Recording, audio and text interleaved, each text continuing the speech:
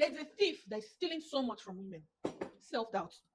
Self-doubt has robbed a lot of people, but for the sake of this conversation, I'm focusing on women. I have conversations with women from all walks of life, and it really worries me, bothers me, seeing talented women that are so super intelligent. So women that when you have conversations with them, you're stimulated mentally. And there's so many opportunities surrounding this particular person and a lot more other women. It happens to me too. So it's not an isolated situation. It's just something that we have to be intentional about attacking it heads on.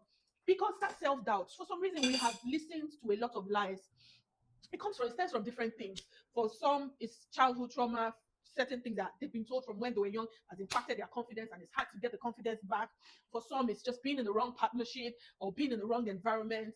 So many factors. Because you know how painful it is seeing a woman that you know that this person has so much in her that will take her to the level beyond her dreams.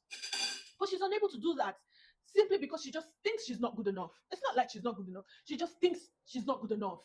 I'm making it a personal ambition of mine to be that unsolicited reminder from time to time to remind you of your awesomeness, to remind you of your talents, to remind you of how talented you are, to remind you of the amazing things that you'll be achieving, that you can achieve. Sometimes you are even more talented than some people that just have audacity. Do you get? Just have the audacity. Like, there are so many examples around you. For example, the president of a certain country, let me not go into politics, but when it comes to politics, I'm always overly passionate. You can just look around you and you see that, but I know this thing as well. Even when you're watching certain videos, like, but I know this thing as well. But you're keeping it to yourself and you don't want to put yourself out there. And the currency for this generation, as of today, the major currency is attention. You have to be intentional about building your brand and putting yourself out there. And there are even ways around this. You don't have to like start, and everybody doesn't have to be like a content creator. There's so many steps you can take. But please be confident in yourself, in the talents that you have. That self-doubt.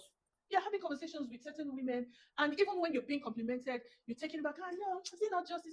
No, own it with your chest. You did it, yes. If you used to be the runner, I'm getting too passionate. Pardon me. But jokes apart, it's please, we need this reminder. We need to be confident in ourselves. There are so many things that we can achieve with the awesomeness that God has deposited in our life. Some people, it's their hands. They can make things so easily. And because it comes to you easily, you think it's not a big deal. But some people, it's cooking. If you taste their food, but because it comes to you easily, you think it not be food. And there are some people that their food is not as nice as yours, but they're making millions from it. Sit down and ask yourself the question, or ask your friends around you. What's that one thing that people around you keep saying, oh, you are so good at, you're so good at, but you keep on brushing it aside? But when you identify it, go onto YouTube, type it, and start watching videos about it, and see how people are monetizing that same thing that you know that doesn't mean anything to you. I need to go now. Bye, guys.